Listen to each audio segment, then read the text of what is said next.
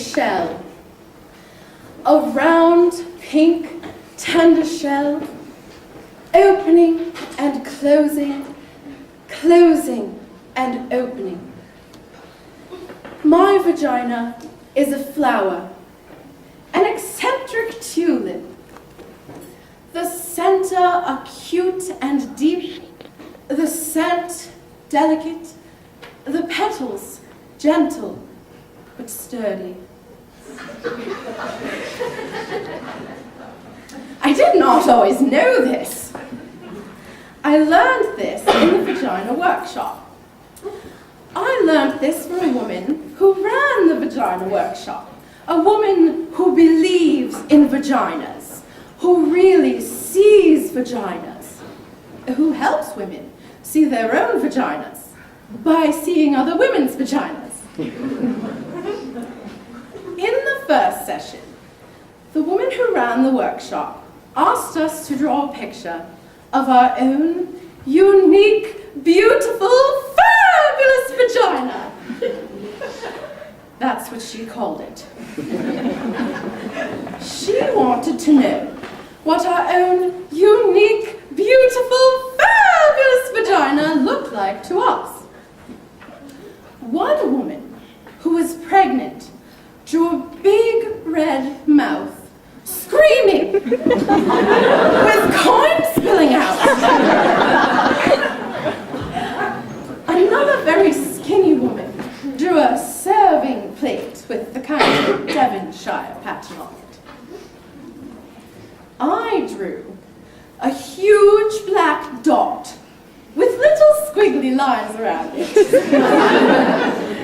The black dot was equal to a black hole in space, and the squiggly lines were meant to be people or things, or just your basic atoms who got lost there.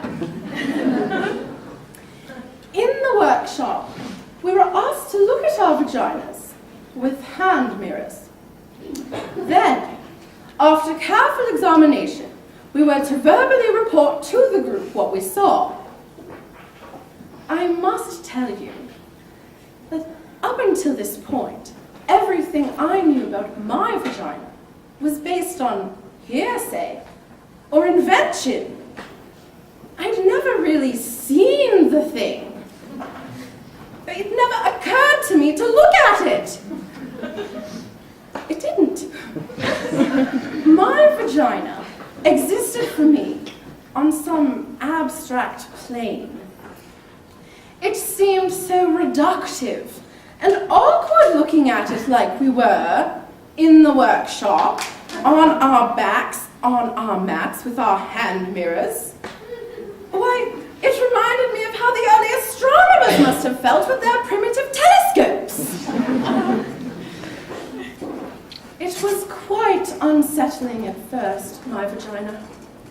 Like the first time you see a fish cut open, and there's this other bloody, complex world inside, right there, under the skin. It was so red, so fresh, so raw!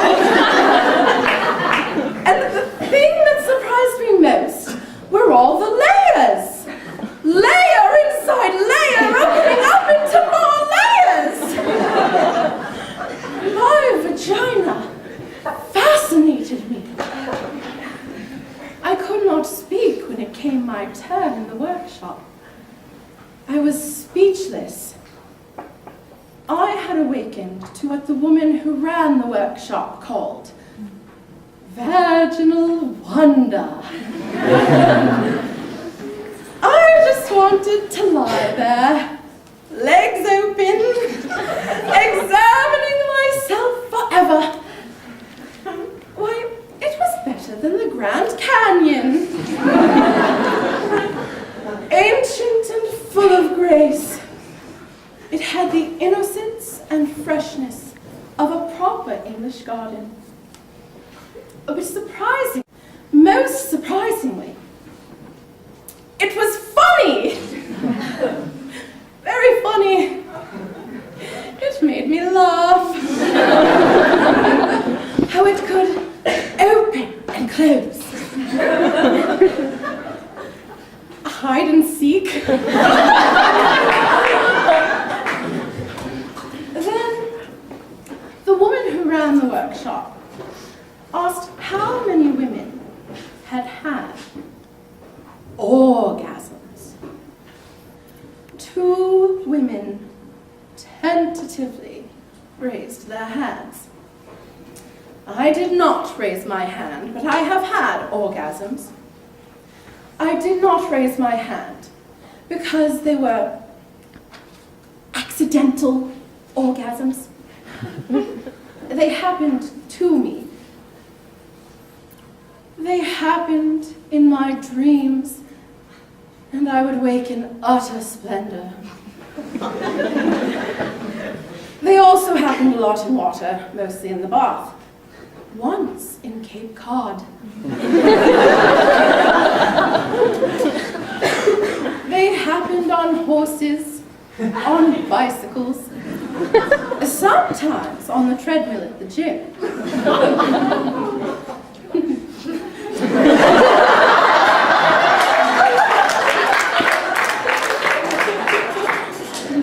I did not raise my hand because although I had had orgasms, I did not know how to make one happen.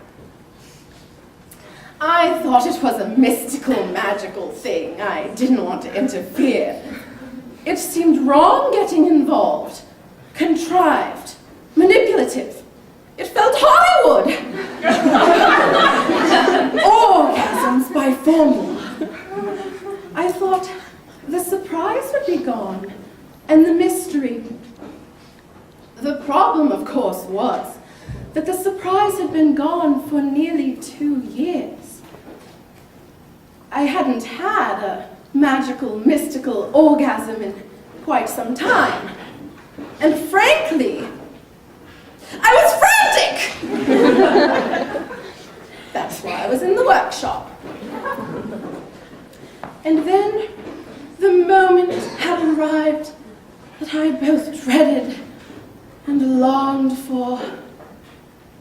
The woman who ran the workshop asked us to take out our hand mirrors again and locate our clitoris.